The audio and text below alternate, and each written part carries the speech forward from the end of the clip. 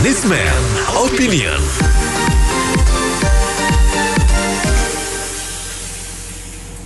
Mitra bisnis, pemerintah Presiden Jokowi sempat membuka peluang investasi di bidang produksi minuman beralkohol bagi pemodal asing di Bali, Sulawesi Utara, Nusa Tenggara Timur, dan Papua yang memiliki kearifan lokal dengan distribusi diatur secara ketat.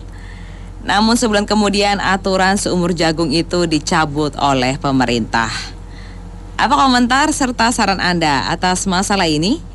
Silakan hubungi kami di 633 9160 633 9160. Ya, kenapa Presiden mencabut lagi Perpres tentang itu ya? Karena memang banyak desakan.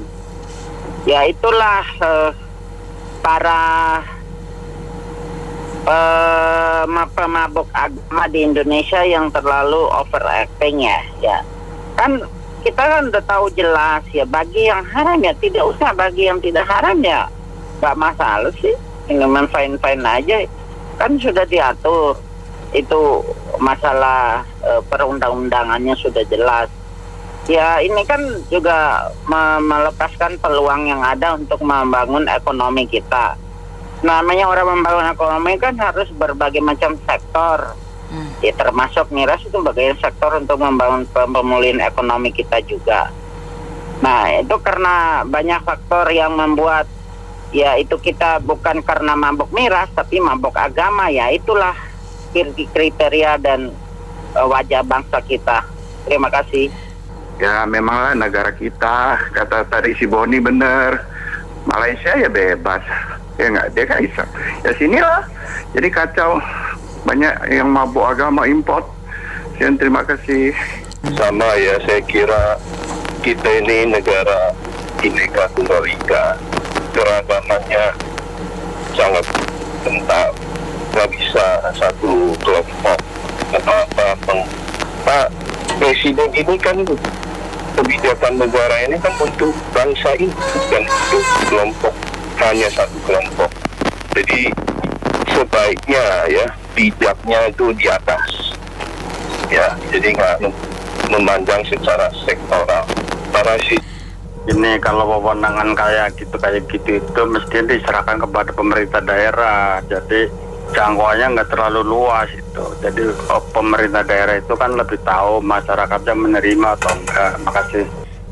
Ya tepat sekali Bapak Presiden mencabut, karena apa? Ini demi negara, kita ambil segi positifnya aja, karena negara kita ini udah banyak yang hancur generasi mudanya, pemuda-pemudi kita. Jadi saya harapkan minuman lokal seperti Lapotuak jangan dicabut, karena itu Lapotuak ini budaya ya. Kami kemarin dikeliling juga di Tanah Batak, alhamdulillah tidak ada minuman keras yang diimpor-impor ataupun buatan pabrik sendiri seperti Kamput di Sumatera Utara, itu harus dicabut. Itu aja. Minuman keras kok dilarang ya, kok ada yang protes gitu loh. Pemerintah kan sudah benar boleh investasi. Kalau memang nggak boleh minuman bir gitu loh, merusak, korupsi lebih merusak. Nah kalau mau nggak boleh minuman bir, minuman keras itu nggak boleh, jangan korupsi gitu loh, jangan munafik. Korupsi mau korupsi duit, makan duit gitu loh. Makasih. Saya kira jadi saat ini memang pemerintah aspiratif ya terhadap kemauan rakyat. Cuma perlu dipikirkan juga, investasi ini kan perlu menghasilkan income buat pemerintah juga. Nah itu yang perlu dipikirkan, apakah selain pajak ada lagi pemasukan lain. Karena kita lihat kalau negara ini kan mayoritas ya umat Muslimnya memang tidak setuju. Cuma ini memang satu kebijakan aspiratif yang perlu diteladani, karena pemerintah RI kita ini, RI 1 kita ini tetap aspiratif dan bisa menerima. Mungkin yang dipikirkan ke depannya pemerintah pusat akan memikirkan dana cadangan dari mana selain pembatalan miras ini. Saya kira demikian. Kalau saya boleh kasih pendapat juga, kalau bisa tuh yang penting tuh perlindungan masyarakat, konsumen khususnya investasi keuangan sama properti itu juga kalau bisa diatur itu. Jangan sampai ada developer atau lembaga keuangan yang merugikan masyarakat, supaya jangan jatuh korbannya. Makin banyak nih gara-gara penipuan properti atau apa, itu kasihan tuh, tolong dibantu developer yang gambarnya dipecat atau diapain gitu, itu terutama. Kalau masalah alkohol itu sih, kalau menurut saya sih itu pasti di sini sih nggak bakal laku kalau alkohol ya. Paling itu kalau untuk supaya perusahaan B itu nggak bangkrut, diubah aja jadi public hand sanitizer. Itu kan lebih bagus, kayak tembakau dulu nih. Kalau mau supaya pabrik yang nggak ngerokok itu, tembakau itu kan juga bisa buat anti hama. Diubah aja ayahnya tuh ke yang positifnya kita ambil, yang negatifnya dibuang gitu. Jadi ada fungsi, kan setiap barang itu ada fungsi positif negatif. Kita utamain tuh yang fungsi positifnya. Oh iya, saya dengar sih Pak Anies ada melarang dan beberapa tokoh melarang kalau minuman keras itu nggak halal. Sebenarnya korupsi juga lebih nggak halal, bikin sengsara orang. Kalau minuman keras kan paling bikin sengsara dirinya sama keluarganya. Ini kan masyarakat seluruh Indonesia. Nah itu kalau mau di ngomong lebih-lebih nggak halal, tapi marak aja, nggak ada larangan, nggak korupsi. Nah kalau minuman keras sebenarnya kita apalagi di Bali, itu kan sebenarnya nggak apa-apa untuk investasi. Dan kalau mau itu ya larang aja untuk Indonesia, seperti di Malaysia kan buka perjudian. Tapi untuk masyarakat Malaysia sendiri nggak boleh masuk ke dalam perjudian itu. Kita harus itulah konsekuen. Kita juga nggak tahu sih alasan presiden. Tapi yang saya dengar Pak Anies itu melarang untuk minuman keras dan juga beberapa tokoh anggota DPR. Tapi saya sih kalau mau seperti itu harus konsekuen. Kalau memang itu nggak boleh bagi agama, ya korupsi lebih lagi. Ya jangan korupsi, harus digaungin semuanya untuk di sekolah diumumin nggak boleh korupsi. Ya korupsi dihukum seberat-beratnya. Ya alkohol kalau tergantung cuaca ya, kalau ada yang tempat dingin mungkin butuh untuk menghangatkan badan, mungkin kadar dikit boleh gitu. Cuman kalau kita mau bilang banyak negatifnya atau positifnya ya semua juga ada ya.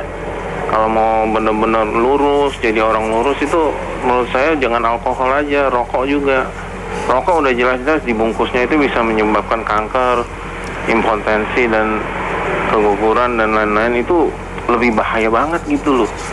Jadi itu kenapa nggak dilarang gitu loh. Jadi kalau mau ngelarang itu jangan tanggung-tanggung, istilahnya mau jadi orang itu ntar kalau dilarang katanya ntar banyak yang pengangguran, banyak yang nggak dapat duit, pengusahanya pada bangkrut, karyawan di PHK, kan banyak banget alasannya gitu.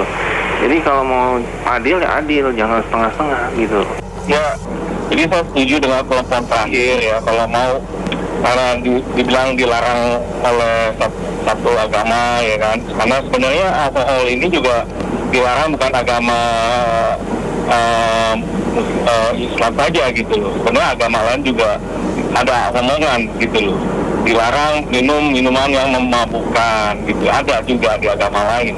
Sebenarnya ini pulang daripada individu itu sendiri gitu ya, rokok ya kan, jelas-jelas itu juga tidak baik untuk kesehatan gitu, tapi kan tetap aja ada. Nah, lalu sebenarnya jangan salah, mentega itu juga sama, mentega itu salah satu faktor yang membunuh manusia banyak gitu. Margarin itu, ya kolesterol orang bikin jadi stroke, itu pembunuh salah satu tertinggi di Indonesia. Jadi kalau mau dihapus semua yang untuk demi kesehatan, alkohol hapus, rokok hapus, mentega hapus, jadi makan yang rebus-rebusan saja, sehat itu. Baik, terima kasih. Tentang minuman keras, ya dari dulu juga udah ada minuman keras, ya. Tapi kalau agama terus dicampur adukan dengan politik, yang rugi bangsa sendiri, bangsa Indonesia sendiri, ya. Kan kalau wine gitu kan bisa ditanam, petani bisa maju, ya. Pertanian bisa maju, banyak macam yang bisa dibuat itu untuk alkohol, buat minuman. Dan minuman itu sehat, bukan minuman pemabok. Kan bangsa Indonesia macam-macam, ada yang pemabok, yang imannya nggak kuat, terpinggir dia. Kan untuk kesehatan bagus sekali, tiap hari itu kalau 1 seloki, panjang umur Bu. Jadi kalau saya sih menolak ya untuk dicabut. Terima kasih. Saya dari dulu juga saya menilai bahwasanya pemerintah ini tidak dewasa ini dan berkecimpung ke hal-hal investasi begitu. Jadi sebenarnya harus matang dulu baru dikeluarkan Perpu ataupun undang-undang gitu. Jadi tadi pagi saya dengar seorang bernama atas nama WT alias Buati ya, katanya Pak Anies. Yang salahnya orang-orang itu dong, di Papua aja belum menerima itu minuman gitu loh. Jadi yang bilang kearifan lokal, kalau lokal belum terima. Jadi tolong lebih dewasa lagi lah untuk mengeluarkan perpu. Terima kasih. Jadi kalau opini saya ya, mungkin para petinggi-petinggi pejabat kita, terutama yang di atas sana DPR, mulai sadar. Dikala nanti dibuka investasi ini, generasi muda bangsa ini mau seperti apa? Mau jadi mabuk, gitu kan? Jadi mereka sudah sadar, baik juga para ulama-ulama, bahwasanya minuman keras itu tak bagus untuk kesehatan rakyat Indonesia. Tetapi semoga ini kerja keras bagi Bapak kita Polri Sigit Prabowo untuk membasmi minuman-minuman keras di kafe-kafe. Beda halnya di Lapotuak ya. Kalau Lapotuak itu budaya Batak, sama halnya budaya Bali sabung ayam ya. Jadi harapan saya, mari kita saling berjaga, hormat menghormati, tolong menolong dan melindungi segenap rakyat generasi muda milenial ini. Terima kasih Horas. Untuk aturan ini saya rasa salah sekali ya diterapkan di Indonesia, dan saya kaget tiba-tiba ada perpleks karena aturan ini beberapa kali mau dimajukan oleh segelintir dewan yang terhormat ya, dimulai dari zaman SBY, dan itu banyak penolakan dari berbagai fraksi partai politik. Tiba-tiba ada perpres yang mengesahkan ini. Saya tidak tahu dalangnya, apakah presiden sendiri. Kalau wapres saya nggak mungkin karena dia orang MUI ya. Siapa di balik yang mengusulkan ini? Ini perlu kita catat karena dia sangat mengecewakan sekali ya. Saya pengen tahu siapa di belakangnya. Terima kasih. Ini sepertinya kelihatan ya, makin kelihatan gitu. Pemimpin yang tidak mementingkan rakyatnya, yang tidak mementingkan bangsanya. Ini di Kompas hari ini juga tuh, mau peletakan batu pertama untuk istana di ibu kota baru. Itu untuk kepentingan siapa sebenarnya? Rakyat belum perlu itu. Rakyat lagi pandemi, lagi susah. Tapi dipentingin yang untuk kepentingan pribadi. Luar biasa, makasih. Ya sebenarnya agak sangat disayangkan juga sih, karena aturan itu mungkin kalau diawat dengan tepat sebenarnya bisa membantu perekonomian Indonesia. Karena kalau kita mau jujur, pasarnya ada kok. Pasar minuman keras itu ada yang suka dan ada yang konsumsi.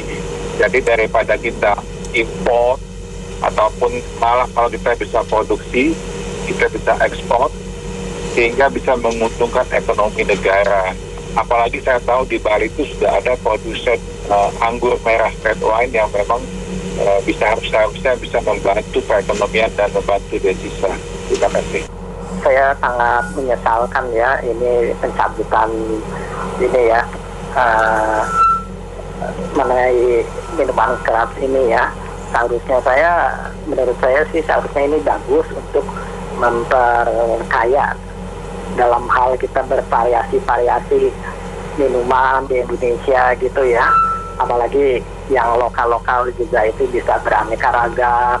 Jadi tamu-tamu turis dari luar negeri juga bisa merasakan kearifan lokal minuman-minuman di Indonesia yang beraneka ragam. Dan juga dengan masuknya investor asing juga ikut ya sedikit menggairahkan perekonomian kita Mas ya. Jadi penambahan tenaga kerja. Jadi saya sangat menyesalkan sekali ini ya. Kalau saran saya sih ya kalau lain waktu bisa dipertimbangkan baik-baik lah gini ya. Mungkin bisa dikaji ulang gitu ya. Peredarannya mungkin bisa diatur lebih ketat lagi, lebih baik lagi, dan mungkin nanti bisa dipertimbangkan kembali lah. Terima kasih Start FM. Mitra bisnis, kami sudahi dulu sesi Businessman Opinion untuk kali ini. Terima kasih banyak atas partisipasinya. Saya Anita Wijaya.